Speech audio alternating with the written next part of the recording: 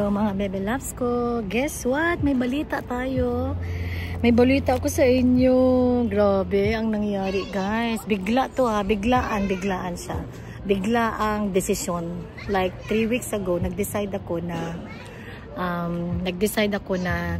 my God, na ibebenta yung camera natin na Canon EOS Canon M50 Mark II. So, binenta ko yun at pinost ko yun sa Facebook Marketplace, mga love. And hindi ko akalain na mabibenta siya kasi parang bihira may bibiling camera sa mga marketplace, di ba, lang na sa Facebook, ganyan. So sabi ko, i-post ko nga to kasi mali mo mabenta. Pero I wasn't like 100% na ibebenta ko siya. Parang nag-post lang, pinagtripan lang, guys. So guess what? So ito na, si Sir Alex. Nag-message sa akin, is available, blah blah blah. Akala ko naman, scammer siya. Akala ko scammer talaga. So sabi niya, hiningi niya, pwede, sabi ko kasi cash only lang. Tapos sabi niya, i-transfer na lang daw niya. Tapos tanong ko kung ano yung bank niya, ganyan. Eh lalo ngayon Saturday, so akala ko talaga manloloko. So hindi ko akalain, guys. Maraming nag-inquire, nag-interest, pero mas gusto nila mas mura ng konti.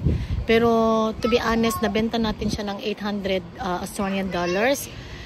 Free battery, 1 memory card, tripod, mic, lahat na kompleto. Wala lang siyang box. Very very lucky si sir, no? So akala ko talaga scam siya, ganyan-ganyan. So, ang dami naming usapan na magkita kami ganito-ganito. So, di ko kuloyin, guys. 2-3 days later, no, nagparamdam na I'm here in your house na, ganyan. I'm ready to pick up the camera. Akala ko hindi, totoo. Totoo pala, mga bebe ko. May tumatawag, balikan ko kayo mamaya. Mga bebe loves ko, my God, di na tayo nakapag-update kanina nung umuwi na tayo galing dun sa park. Nakakaloka. Anyway, inayos ko yung bedroom ni Catherine. So, in progress naman. Ayos ko yung bed niya. So, hindi ko muna may papakita yung kanyang bed. Kasi for the last vacation, guys, bumalik, katabi ko si Kathleen matulog. So, now, it's year 1.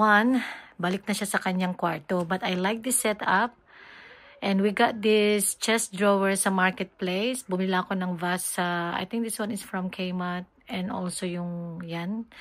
And yung nilipat ko, it was from, sa kitchen ko yan dati, pero nilipat ko dito kasi wala na akong lagyanan dyan. Nasa, tinake over na ni air fryer yung bench na yon. But ayusin ko yung taas. So far, ayusin ko pa yung, i-update ko pa yung photo frame ni Kathleen nung maliit siya. Mga bebe ko. But anyway, it looks really good naman. I like it. Pero ayusin lang natin.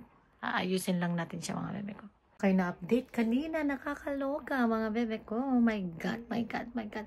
Nagsampay tayo ng mga nilabahan. Inayos ko yung, tawag doon, papakita ko rin, tutur ko kayo sa mga nabili namin bagong dining table at saka TV unit. Ipapakita ko rin yun sa inyo, mga bebe ko. But, pag makabili tayo ng camera, hopefully naman, gusto ko kasi talagang ituloy-tuloy yung pag-vlog, mga bebe ko. So, yung nabenta, yung pera na pagbentahan natin ng camera, ibibili natin yun, isa-save natin yun ng pambili ng bagong camera, yung stick na DJI Osmo Pocket 3 ba yun? Pocket 3 ba yun? I'm not sure. 2 or 3 na ba yung pinakabago? But yun, mga bebe ko. And mag-aalas 5 na. So I think we might going out for dinner. Kasi kanina, hindi na ako nakapag-defrost, mga bebe ko. Pero pa pala tayong dito. So yun, masaya naman ako dito sa progress natin sa kwarto ni Bob. Kasi balik na siya, guys, sa kanyang sariling kwarto. Alam niyo na, kailangan. Asanayin na natin ulit ang ating anak. Which is, nabanggit ko ba dati na mas gusto ko siyang katabi habang maliit siya, habang gusto pa niya ako katabi. Kasi guys, pag ito ay magsarili na, wala na. Mahirap na tayo makahingi ng na, tabi ka sa akin matulog. Alam mo yun? So, habang gusto pa niya, go, go, go. Pero nire-ready ko na yung kanyang bedroom. Para ready na pag ililipat na namin siya anytime. So, year 1. So, yan. Ayusin lang natin tong kwarto niya. Niwawipe ko lang yung mga dust dito sa my door. Para, mga bebe. Gugutom ako. My God. Grabe, nagugutom ako. Di ko lang kung anong merienda natin, guys. Dati malakas ako kumain ng mga hapon pero wala. Di nga kami nag-lunch ng maayos. Wala nga akong lunch, guys. Pero nag-brunch naman ako nagpapak tayo ng ano ba? Mag-vacuum pa pala tayo. Nagpack ako ng hotdog at saka pritong talong. At saka yun lang. Tapos 2 kutsarang kanin kasi give up ko na yung kanin, guys. 2 weeks ko na siyang give up. So I felt light than before. Di pa ako nagtimbang, but yeah, saka na kasi masyadong maaga. Pag 2 weeks na ako hindi nagra-rice. Tapos nag-fasting tayo. Like mild fasting naman tayo. Not like dirty low carb fasting. Like for example, kumain ako alas 8.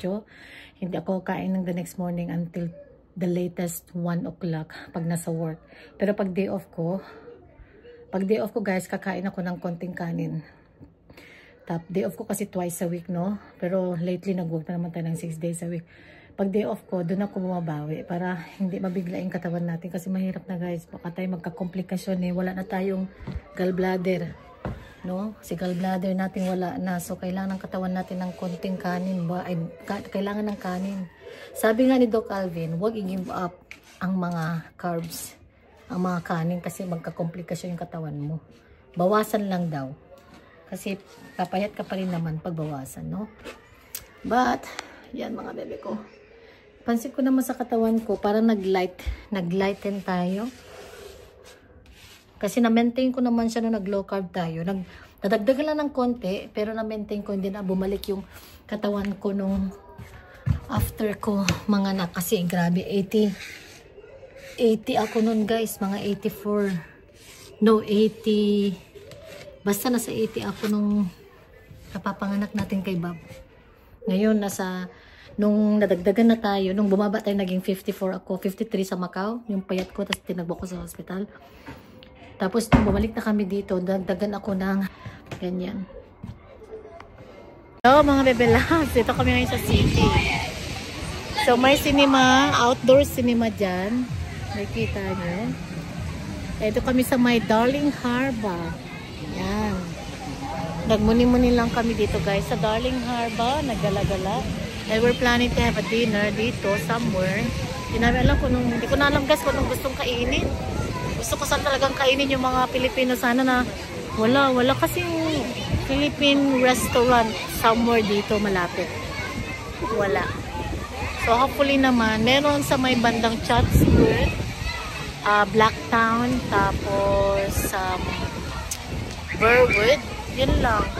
Hindi ko alam kung marami pang iba, but hindi ko alam, guys. Craving tayo ng mga bulalo, sinigang, o ng mga liempo, yan, mga Philippine food ba? Ayoko mag-vlog dito, daming mga bata, mga bebe ko. But ito yung cinema, guys. Ang daming mga nanonood. Dito, guys.